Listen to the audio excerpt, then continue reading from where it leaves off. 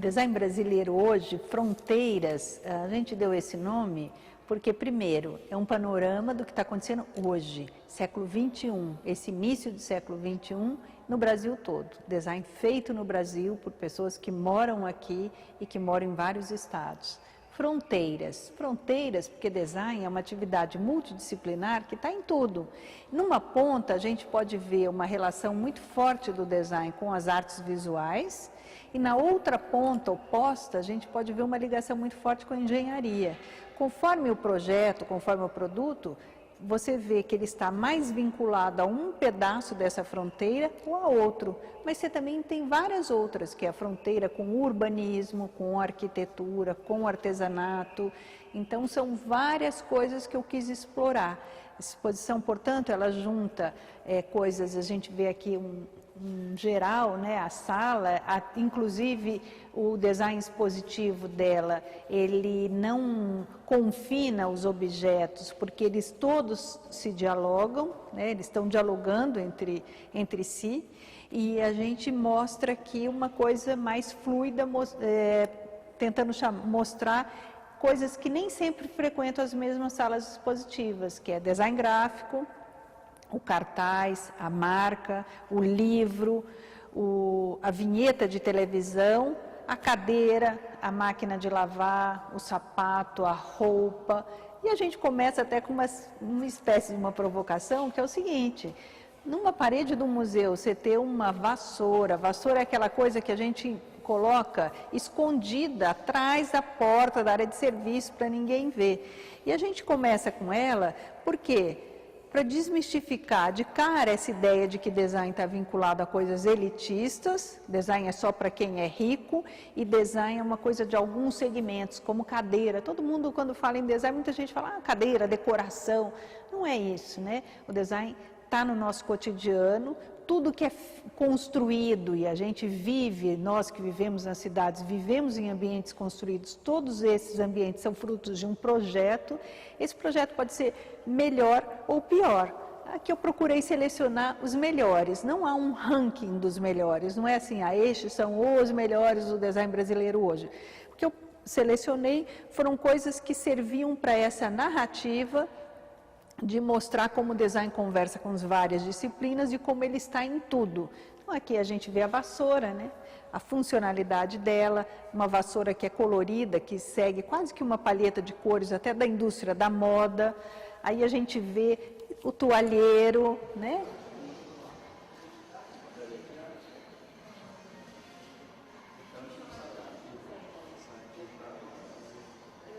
Aqui um estojo que é também um display, também um lugar para você ver todos os lápis de cor. O design ele pode estar num produto altamente industrial. A gente vê aqui 3 tipos de cabide. Um cabide de plástico, 2 cabides de plástico altamente industriais, bastante vinculados com a questão da funcionalidade. Aí você vê ao lado um cabide todo de bambu, e que os 2 projetos são muito bons. E aqui um outro cabide, já até num diálogo com uma tradição do lugar onde esse cabide foi feito, que é o Rio Grande do Sul.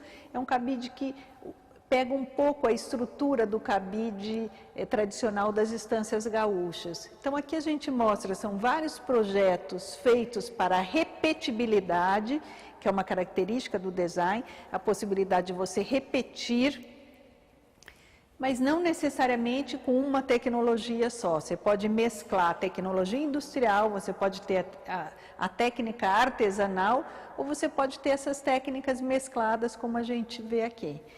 Então, eu acho que aí a gente, logo assim na entrada da exposição também, a gente colocou sapatos com uma característica que a gente vê em alguns projetos de design hoje, é uma coisa da interação. O projeto acaba sendo o usuário, ele é um co-designer. Todos esses sapatos aqui são o mesmo, só o que muda é o acessório. Então, você pode comprar um sapato e 10 acessórios, você tem 10 sapatos diferentes. E essa é uma coisa que a gente vê bastante no design, que eu acho que leva ele para uma pulsão parecida com as artes visuais. É a mesma coisa aqui que a gente vê na mesa pronto-socorro da Ovo, que você acaba de configurar, ou você abre todas as abas, ou você fecha as abas, você tem mesas diferentes para necessidades diferentes. Seus convidados chegam, você abre 4 abas, você tem uma mesa maior. Seus convidados vão embora, você fecha, fica até com um banquinho. Alguns outros projetos a gente vê também. Aqui a gente vê a interação, ela é uma interação com um produto industrial. Aqui nós temos uma iluminação difusa para a parte de cima e com um toque super simples de mão você muda totalmente o efeito de luz. Então aqui ele ilumina só embaixo. Esse é um projeto, um grande projeto que já recebeu 2 prêmios ouros na Alemanha, na feira de Hannover. Então, uma coisa muito simples. O que é bacana do design é essa coisa da inteligência do projeto, né? Não é necessariamente uma coisa cara, não é uma coisa high-tech, é uma coisa de usar o recurso que está à mão de um jeito inteligente, de um jeito que tira partido daquele material, daquele projeto e tudo isso. Aqui, um grande clássico do design brasileiro, as Havaianas. Hoje você vê Havaianas no mundo todo. Ela carrega um pouco dessa característica, a informalidade do produto brasileiro, essa coisa mais... E aqui a nossa opção foi trazer uma Havaiana com a estampa da marca do Fórum Social Mundial, que houve em Belém. Ao lado das Havaianas, um grande hit do design brasileiro, que são as sapatilhas dos irmãos Campana. Eles levam para o universo industrial toda a gestualidade que caracteriza o trabalho deles em móveis e, às vezes, fazendo coisas de produção artesanal.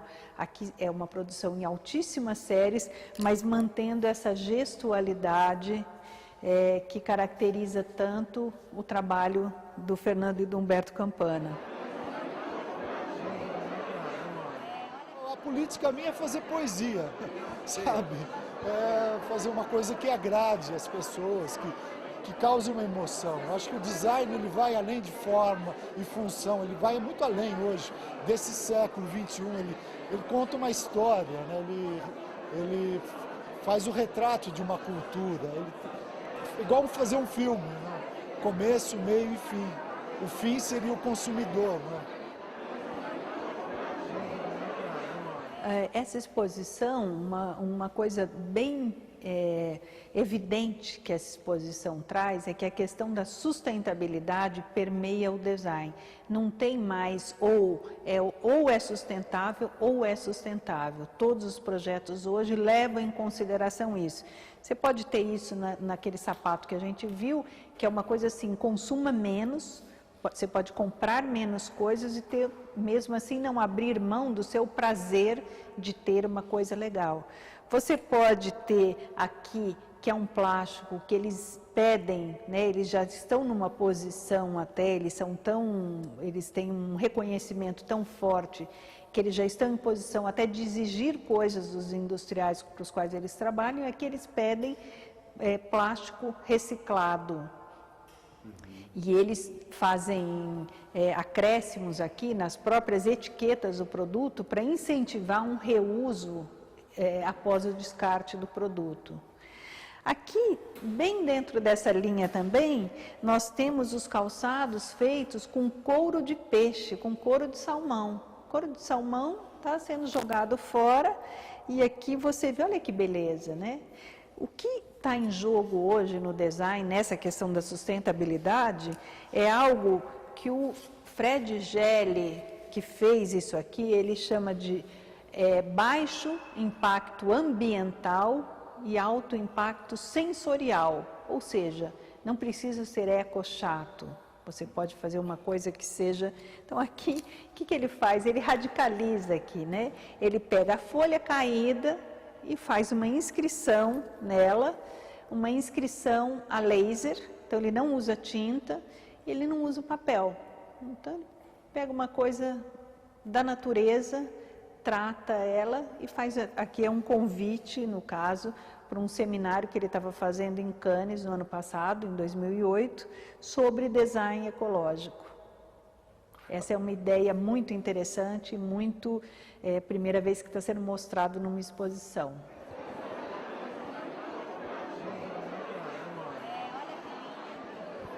Eu quis explorar essa ideia, nunca de uma forma comercial, não quis vender essa ideia para ninguém. Então teve uma grande marca que queria usar isso para um lançamento de um produto e eu achava que essa ideia tinha que estar a serviço das causas que tivessem a ver com, enfim, com eco-inovação, com esse tema que eu estou envolvido há tantos anos. E aí a gente fez os flyers do Gabeira, da candidatura do Gabeira, esse convite, os flyers da Semana de Meio Ambiente da PUC, onde eu dou aula. Então a ideia é que essa proposta só seja utilizada nesse tipo de situação, nunca comercialmente. É essa brincadeira. Ele quer que o design, ele e vários outros designers falam que a gente deve, através do design, fazer as pessoas repensarem até seus estilos de vida, fazer as pessoas pensarem no que elas estão usando, como é que elas estão contribuindo para a melhoria ou para a piora do planeta com isso que elas estão usando. Aqui a gente vê um exemplo disso, que é a Mana Bernardes. A Mana usa restos de garrafa PET, ou materiais super banais, como as bolinhas de gude, a rede de feira de limão, né? E aqui, então, você vê ela dando um novo valor a esse material que estava no lixo, estava no lugar mais... E até uma coisa, né, que ela trabalha, essa coisa, a capacidade de transformação. Na verdade, quando a gente fala em design, a gente fala muito na transformação e, às vezes, implica até na transformação da gente, ser humano, que está usando aquilo. Aqui já é uma joia que usa madeira, valoriza essa matéria-prima tão brasileira, junto com jarina, com outros materiais. O Brasil é um país que tem uma abundância de matérias-primas incrível e essa é uma grande oportunidade que o Brasil tem, que o design brasileiro tem, e os nossos designers estão usando isso. Então a gente vê isso nessas joias, a gente vê aqui já é um uso de um metal. A joia é um exemplo desse design que fica bem fronteiriço às artes visuais, né? Porque a joia é um adorno, né? Inclusive, no início da Bienal de Arte, havia uma premiação para melhor joia. É quase que uma escultura usável, né? Conforme a joia. A gente pode ver aqui esse trabalho com a tridimensionalidade muito forte.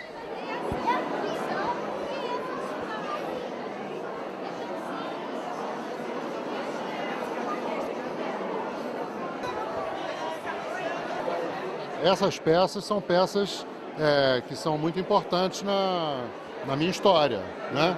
Uma, porque tem um movimento muito interessante, onde está tudo preso e está tudo solto. É um colar, tem umas esferas de cristal, e elas estão todas, elas fazem um jogo, vamos dizer assim, elas fazem um movimento do colar. E esse anel, que é um puzzle tridimensional, um quebra-cabeça tridimensional. A joalheria tem várias abordagens, né? Essa é a abordagem do design. Existem outras abordagens também, mas essa é a que eu gosto. Eu gosto, na minha joia, de dar um sentido. Fazer com que a pessoa, quando use, ela meio que saiba por que ela está usando. É isso que eu espero quando uma pessoa compra uma joia minha, que ela saiba por que ela está usando, que tem uma história, que tem alguma coisa por trás dela que não seja meramente um adorno.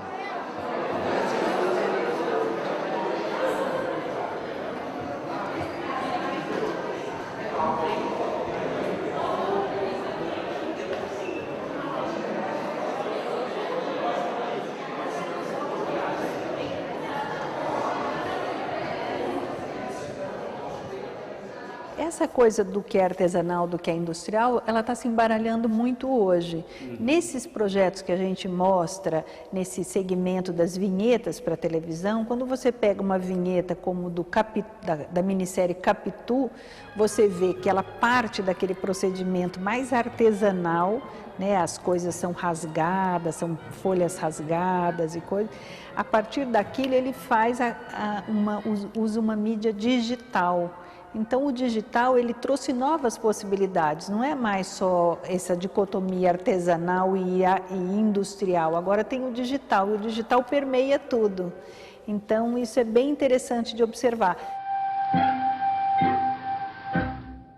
Apesar das coisas serem finalizadas no computador, o processo para fazer a abertura do Capitu foi bastante manual. A gente fez uma animação base no computador, que incluía uma série de elementos gráficos relacionados às temáticas da série e algumas cenas que ele tinha filmado para a própria série, dos atores principais. E a partir dessa animação básica, a gente imprimiu tudo em papel mesmo, imprimiu os quadros da animação em papel, depois a gente amassou esse papel, desamassou, colou um papel em cima do outro, depois fez um bloco de papel, assim, mais ou menos dessa grossura. E aí, você vendo a série, dá para entender, a gente foi rasgando esse papel na mão e fotografando os quadros. Então ia revelando a animação que estava por baixo. A gente colou na ordem inversa e foi rasgando e revelando a animação. Então, mais ou menos esse é o processo.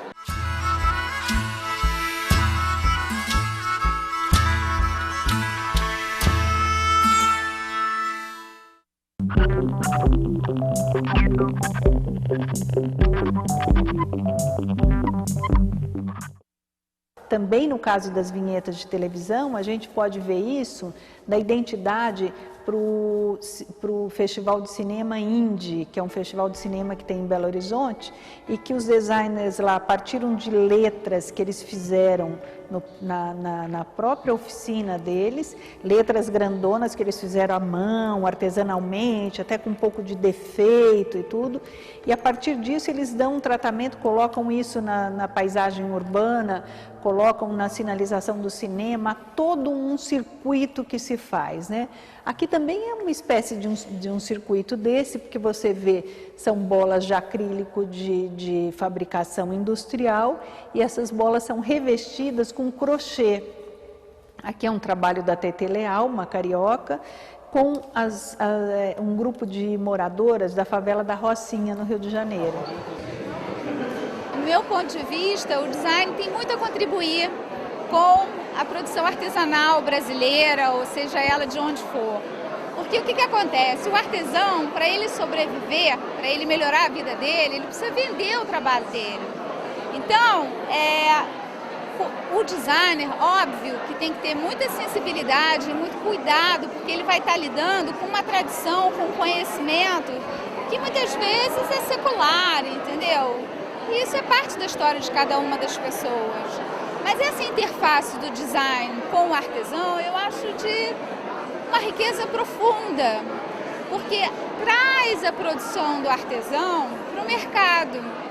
E é isso que o artesão brasileiro precisa, de oportunidade. A gente vê essa questão do designer se aproximando do artesão. Eram mundos que no Brasil viviam muito apartados, até pela gênese do ensino de design no Brasil, que foi muito fortemente ligado a uma ideia de industrialização que nunca veio com aquela força que se imaginava. E aí a gente tinha, por um lado, muitos designers precisando até mudar de profissão por falta de oportunidade de trabalho, e os artesãos também perdendo o mercado por uma pobreza, muitas vezes, de repertório, de técnicas que precisavam ser aperfeiçoadas e mantidas. E essa união é uma coisa maravilhosa, recente do design brasileiro, que aqui a gente vê no Laboratório Piracema de Design, a gente vê aqui na Rocinha, e a gente vê até como o Brasil já está levando isso para outros países, outros continentes. Esse é um trabalho de um designer chamado Renato Imbroise, que ele faz em Moçambique. Tanto aqui numa aldeia ele faz esse trabalho com prata, uma técnica local da filigrana já de muitos e muitos anos, e aqui eu trabalho com palha. Isso, o que é bacana disso, é que isso tem levado a um aumento da renda para parcelas muito significativas da população. Eu acho que isso é um fato novo que a gente só tem a saudar, mas que está pontuado aqui na exposição ao lado de coisas como as joias de borracha, né? pesquisas formais que nos trazem novas possibilidades, pesquisas formais relacionadas ao desenvolvimento da própria matéria. Se você vê, a gente acabou de ver design de joia, aqui quando a gente fala dessa folha, a gente está falando do design da matéria-prima. Como a gente viu também no tênis com a matéria-prima nova, que é o couro de peixe, né? Da mesma forma que a gente tem o couro de salmão, tem o couro da tilápia. Aqui são restos industriais, dejetos industriais de papéis e papelões, com os quais se faz tecido para fazer forro, fazer revestimento, fazer roupa, eventualmente. Há uma infinidade de usos. A madeira é um material que está no nome do nosso país, né? E aqui a gente vê a madeira no material como uma bengala, um pouco esquecido pelo design ultimamente, em favor das cadeiras. E cadeiras, então, como sempre tem nas exposições de design, a gente vê cadeiras, aqui eu trouxe 3 apenas, do nosso grande Sérgio Rodrigues, designer que está atuante desde os anos 50, muito atuante, isso é uma coisa recente do Sérgio Rodrigues. Ele ficou conhecido pela poltrona mole, que ele projetou em 1957 e ganhou um prêmio internacional em 1961. E foi o primeiro produto brasileiro que teve uma projeção internacional, né? E o Sérgio Rodrigues foi um dos grandes nomes do movimento moderno nos móveis e com a construção de Brasília ele teve um impulso muito grande. Mas depois o design brasileiro houve um reconhecimento baixo, houve um declínio e agora, com essa onda boa que está acontecendo no design brasileiro, o Sérgio voltou a ser valorizado, a receber a visibilidade que ele merece. Então, ele está iniciando agora essa exposição, a abertura da exposição coincide com o início de uma verdadeira turnê que ele vai fazer por várias cidades europeias e depois ele vai para a Ásia, Oceania, onde os móveis dele estão sendo lançados, estão sendo reeditados e lançados. Sérgio Rodrigues é um veterano, né? Mais de 80 anos, mas eu não quis me escudar apenas nos nomes já muito reconhecidos. Eu também fiz algumas apostas nessa exposição e uma delas é da cadeira oposta ali, que é o Marcelo Moleta, é uma cadeira de um outro material, leve, né? Já é um material sintético, uma cadeira que cabe dentro de um envelope. Uma cadeira muito apropriada para essa população mutante como a gente é hoje, que muda de casa todo dia, muda de país às vezes, etc. Eu gosto bastante de móveis, no geral, objetos do uso com o ser humano, sabe? Eu não procuro muito pensar em objetos, é mais uma necessidade particular, assim, coisas que não existam ainda, que eu não tenha, que eu queria ter e eu faço, tá? E aqui no meio dos dois, a geração intermediária, que é o grande Carlos Motta. Aqui se associando a ferro, né? Primeira cadeira que ele faz associada a ferro. O Carlos Motta, ele só usa madeiras que ele chama de redescobrimento, que são madeirames das casas que vão ser demolidas, que ele usa. E aqui ele falou, olha, lembra, o ferro velho é uma coisa que faz parte da cultura brasileira, né? Você vê ferro é uma das coisas que mais que a gente tem mais essa cultura de reciclagem. Então ele agrega o ferro à madeira. Pesquisa da sustentabilidade, como é que a gente pode usar as cascas de coco, de babaçu, de dendê, as cascas de mamona, para fazer um novo material que vai ter um comportamento parecido com o comportamento da madeira. Você pode fazer superfície de móvel, você pode fazer revestimento. Aqui o objeto é lindo, o grafismo dele é lindo, mas a gente até está chamando mais atenção aqui para o material com que ele é feito. Esse material é um compósito que utiliza chamado Bioplaque. Esses são outra aposta que eu estou fazendo, porque esses garotos têm menos de 30 anos de idade E eles fazem uma pesquisa muito grande de como é que dá para a gente usar os recursos naturais do país para desenvolver novos materiais. Aqui a gente tem uma mistura de partes da palmeira, que dá palmito pupunha, misturada com outras coisas como bambu, juta e malva. E é um material, uma placa super resistente.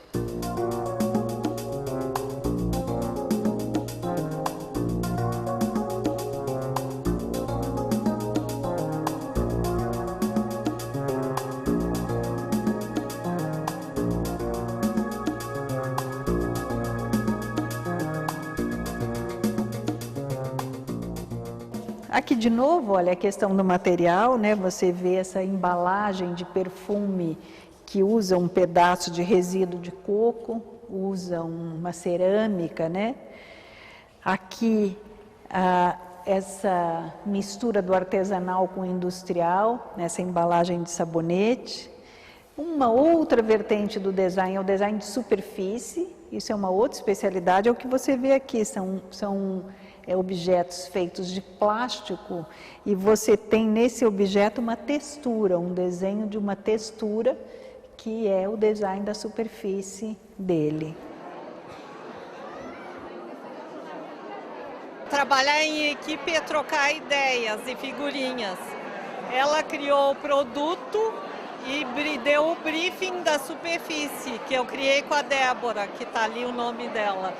E aí nós trabalhamos juntas, sabendo qual era o briefing e o que a gente pretendia alcançar com isso, quem a gente pretendia e como, né?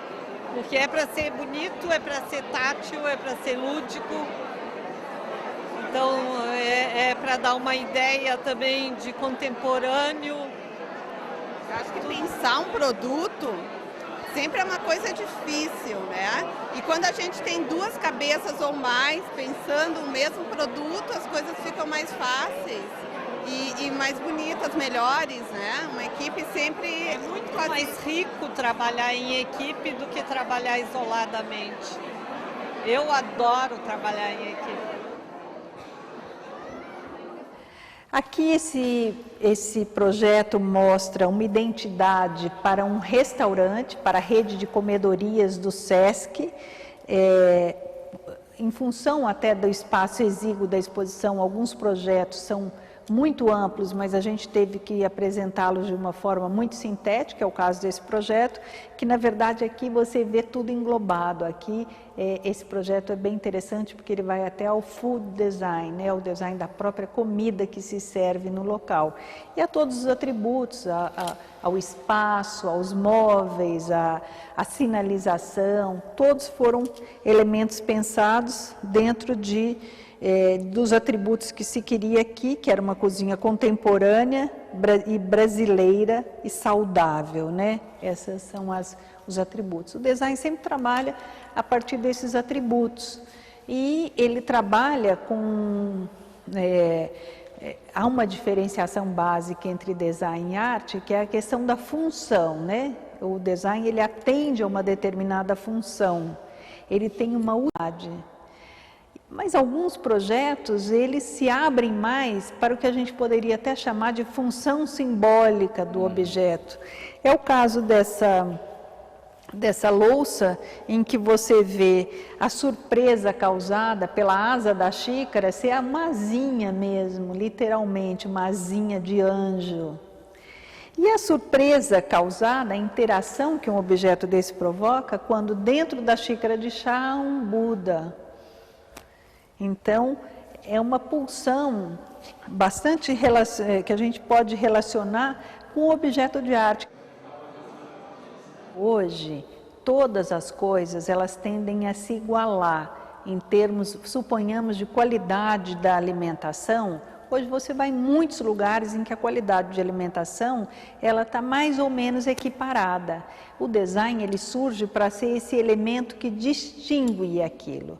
Então, é um elemento de distinção, ou seja, um elemento de identidade. E hoje o que a gente vê é que a gente está mundialmente na era do design. Já tivemos a era do marketing, já tivemos...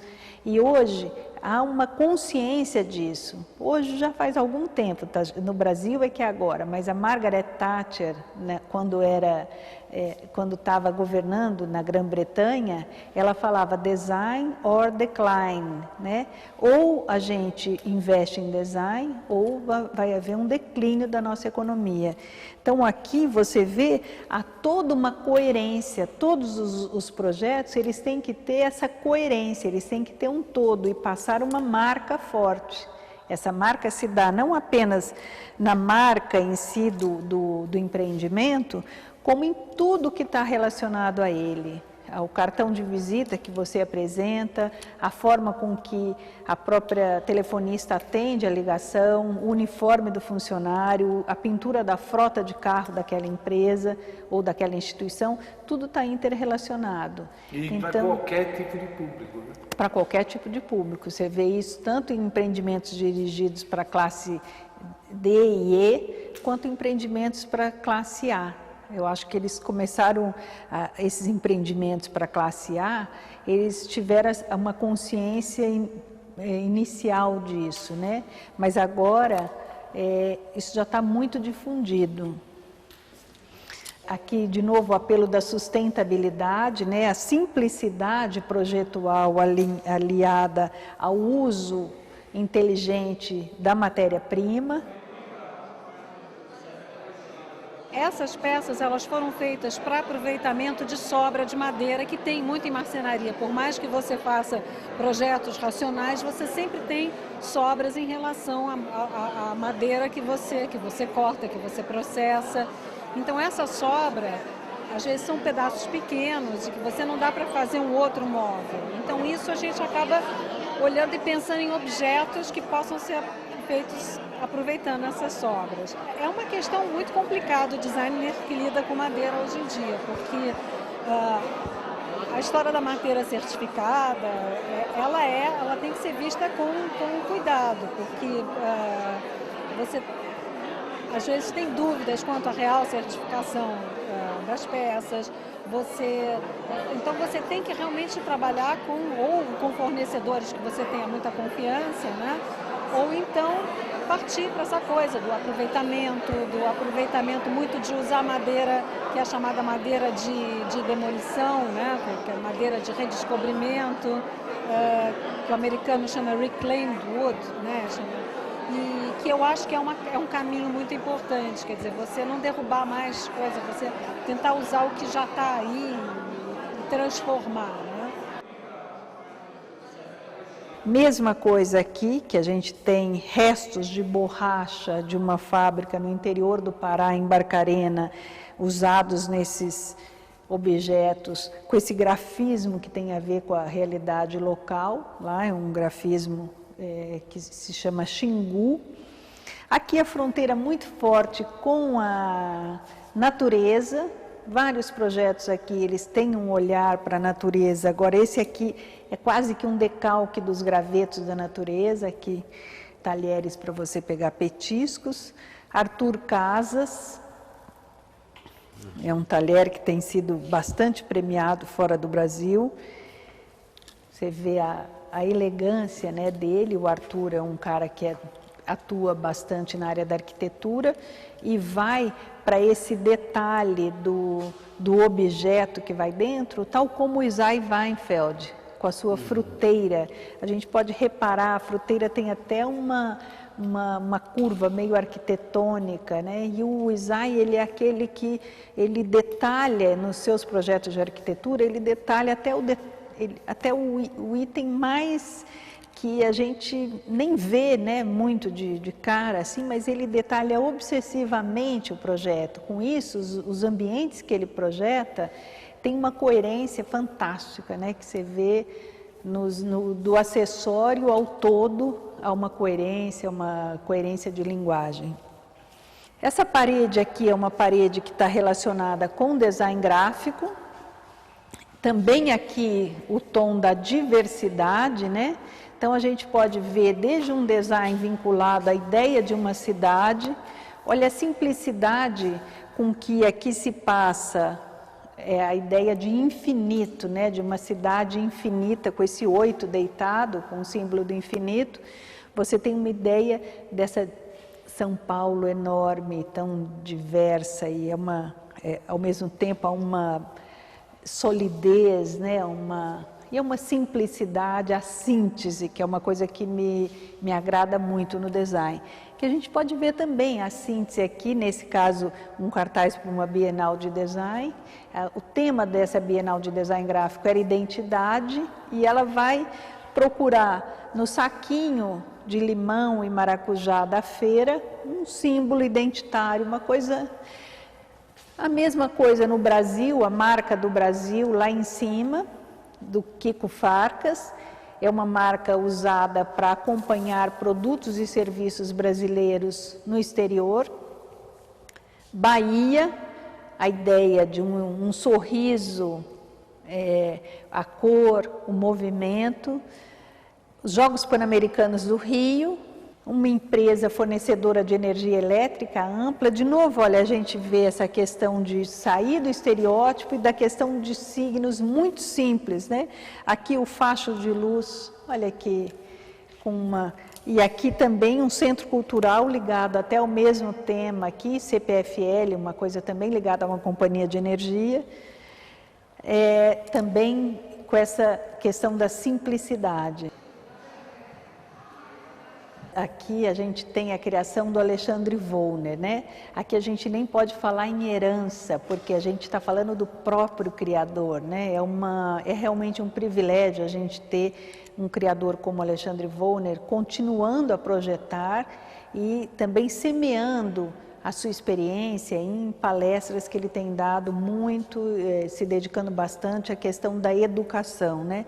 Aqui é todo o rigor da formação do Wollner posto a serviço da identidade de uma escola secundária em São Paulo. Agora, o que a gente vê é que há mesclas de influência hoje e há essa procura da identidade e, às vezes, da realidade bastante local, como a gente vê aqui no trabalho da Tipos do Acaso, que decupou a iconografia do movimento Mangue Beat, movimento musical do Mangue Beat em Recife.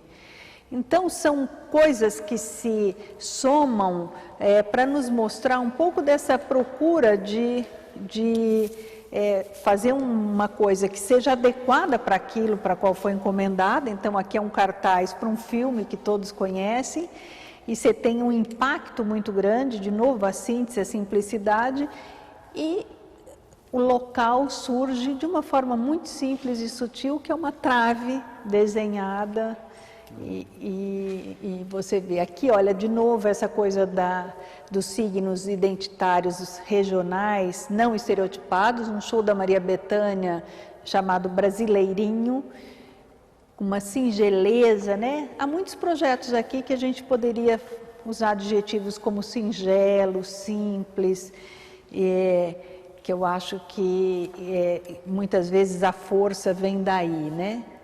Aqui temos o Rico Lins, cartaz para uma ópera fora do Brasil. Aqui essa identidade do Festival de Cinema. Hoje há uma recontextualização do passado. A gente vê isso nessa outra aposta da exposição, que também não tem 30 anos de idade, o Eduardo Recife, de Minas Gerais.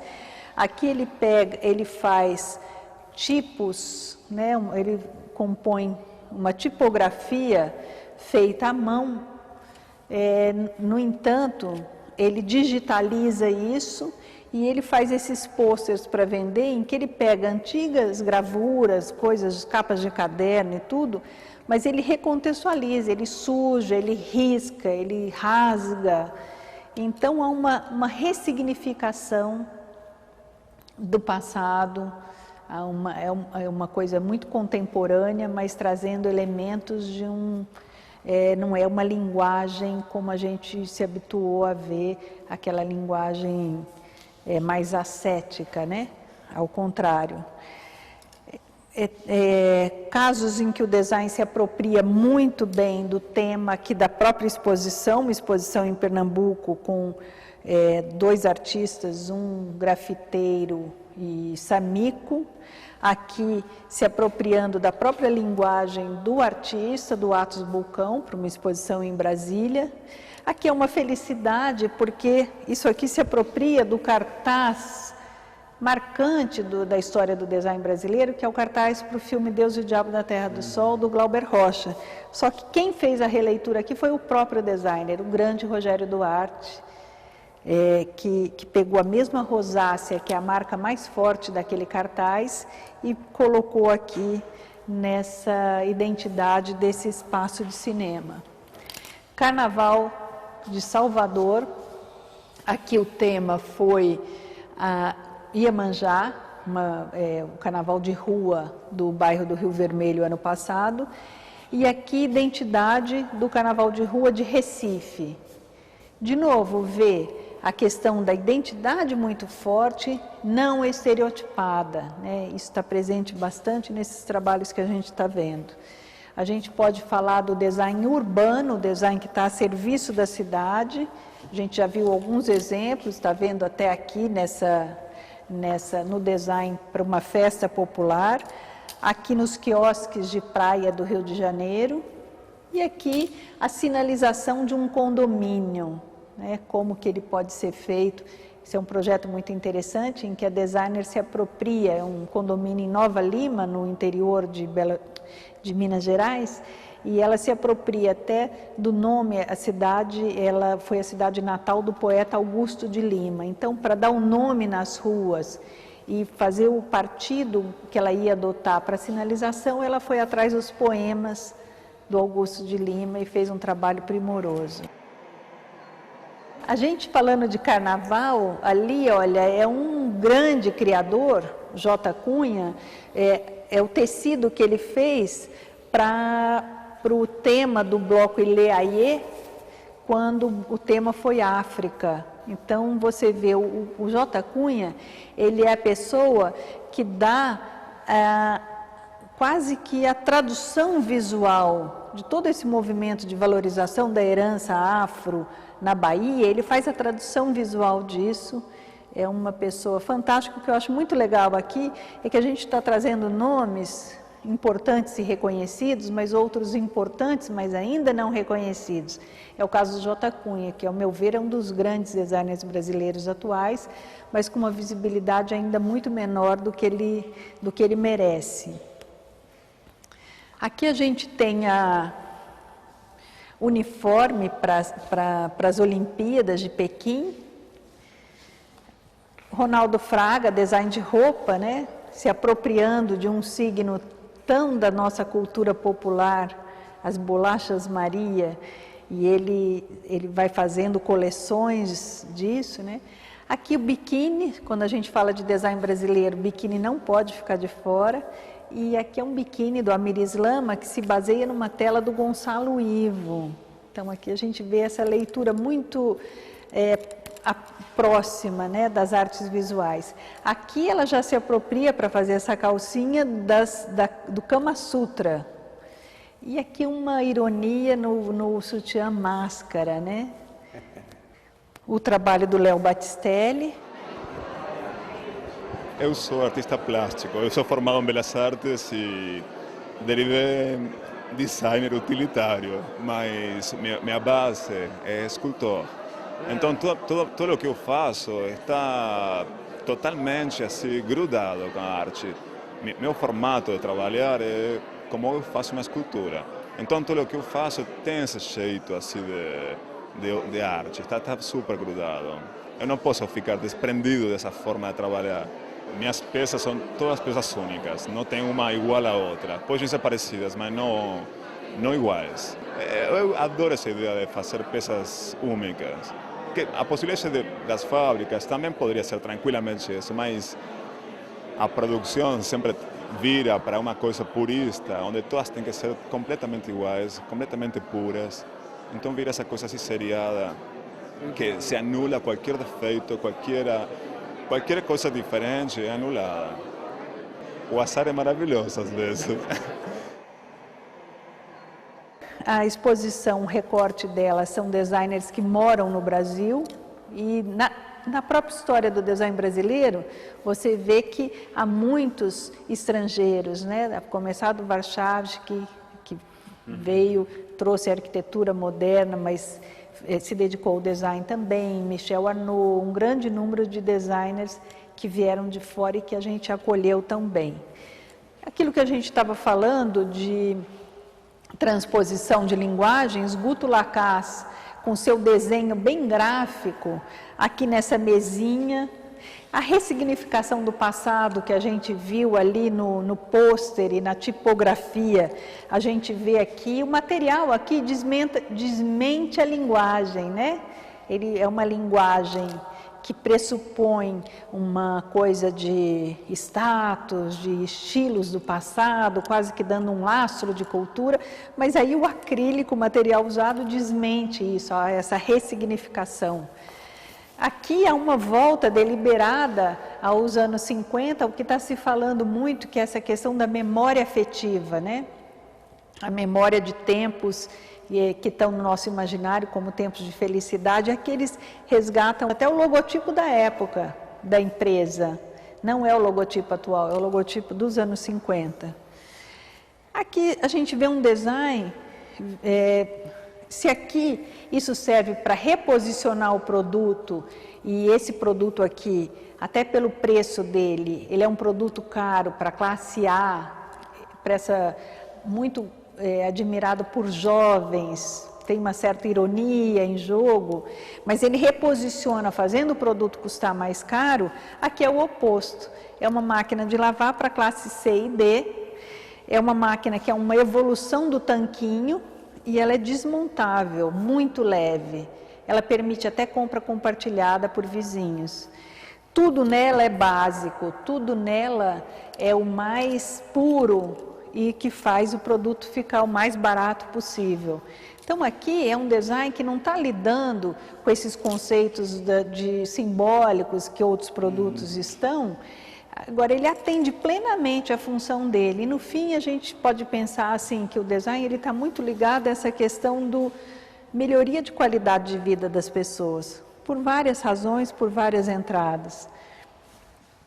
Produto bem hard esse é um produto que é uma caixa para correio.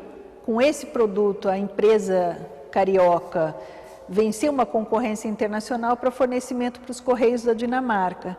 De novo, aqui não estão em jogo aspectos simbólicos, estão em jogo aspectos de durabilidade, atendimento à função, atendimento estrito à função, preço, e atributos como leveza, né, importante aqui nesse caso. Isso aqui é também um exemplo dessa abrangência do design.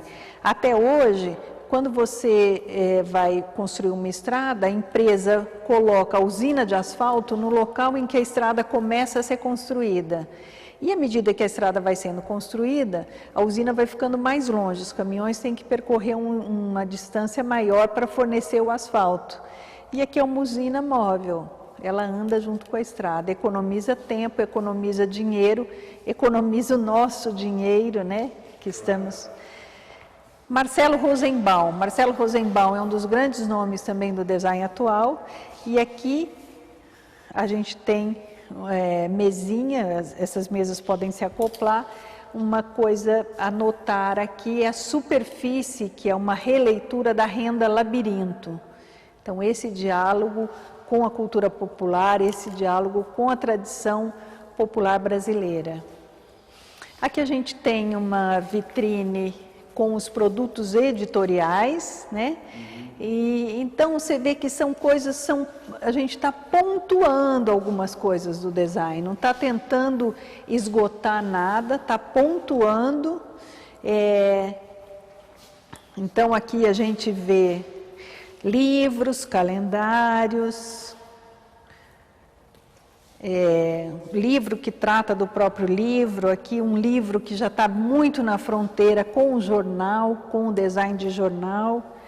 Essa é uma coisa bem didática que dá para a gente ver uma coleção de literatura em que cada capa é diferente conforme a época, né, a corrente literária. Revista de Design Gráfico, uma grande revista brasileira, revista gráfica, Arquidesign, outra revista importante do design brasileiro. Essa mimetização do objeto com a forma, o objeto que a publicação apresenta, a gente viu isso nos pôsteres ali. Aqui a gente vê, para uma exposição do Krasberg, o designer se apropria da denúncia que o artista faz com as suas obras de arte, fazendo um laminado de madeira que envolve o catálogo e fazendo, portanto, do catálogo, sem que ele perca a sua função de livro, de publicação, um objeto que passa a ser até um objeto que você coloca, não na estante, mas coloca deslocado, um objeto que está denunciando a mesma coisa que a exposição e que as obras do artista retratado. Um design feito por brasileira nos Estados Unidos, aqui se tratou da unificação gráfica dessa coleção, voltada para crianças. Design editorial, para mim, é extremamente importante, é muito interessante. Eu desenvolvo já há quase 20 anos e é uma área que me interessa bastante. E o livro é um objeto também, né? Eu sempre considerei o livro como um objeto, não é só uma superfície, né? Tem uma interação, tem uma interatividade, né? Então, para mim, o objeto livro tem diversos desdobres, né? que eu acho extremamente interessantes. Eu gosto bastante de duas dimensões, quando são duas dimensões, mas eu gosto muito de três dimensões também, em termos de objetos, né? Nesse caso, eu acho que ela fica até mais impactante, assim, tendo essa bidimensionalidade e as cores, né? O contraste de cores e a questão de ter sempre fotos, né? Imagens realistas sobre um fundo de bastante cor, assim. Então, acho que esse contraste gera um diálogo interessante, assim. Esse aqui é um projeto, ao meu ver, também magnífico do ponto de vista de como que o design se apropria de um tema, né? Ele é uma coleção sobre moda brasileira, em que a gente tem o produto aqui, ele é quase que despido, o livro é despido para ser vestido novamente. Os procedimentos são procedimentos de corte e costura. Cada lombada que é deixada à mostra, o avesso da roupa, digamos assim, é deixado à mostra, e você vê até a cor da linha foi objeto de atenção da designer, da Elaine Ramos, aqui no caso. Aqui também uma outra coisa que a gente vê bem, o design vinculado a duas coisas, tratando um mesmo tema, que é o DVD do Chico Buarque, duas embalagens totalmente diferentes, visando públicos-alvos diferentes. Aqui é um público mais premium, né? É uma embalagem feita para vender no Natal, um produto que custou mais caro. Enfim, há um todo nessa exposição, né? A gente está querendo trabalhar essa questão da multidisciplinaridade do design e trazer uma coisa que eu tenho ficado satisfeita ao ver aqui, é que eu tenho visto várias pessoas surpresas, que não imaginavam, não imaginavam um alcance tão grande que o design brasileiro tem hoje, e eu acho que realmente os nossos designers estão dando banhos de inventividade. Aliás, isso eu acho que é uma característica do nosso povo. Eu acho que o povo brasileiro, ele consegue ser inventivo com pouco que ele tem à mão, ele consegue fazer, transformar isso e fazer algo que seja útil para a vida dele. Os designers que perseguem essa vertente, como os próprios irmãos Campana, são designers que têm se destacado. E para mim é uma satisfação enorme ter podido reunir isso num museu como o MAM. É muito importante haver museus especializados em design. Nós temos museus especializados em design em vários países, no Brasil inclusive, o Museu da Casa Brasileira, que eu já dirigi. Mas, quando o design vai para um museu de arte com a respeitabilidade do Museu de Arte Moderna de São Paulo, é um passo a mais. Então, eu acho, estou muito satisfeita do museu ter aberto as suas portas tão generosamente para essa exposição, porque eu acho que ela está nos permitindo retratar um momento muito, muito rico do design brasileiro.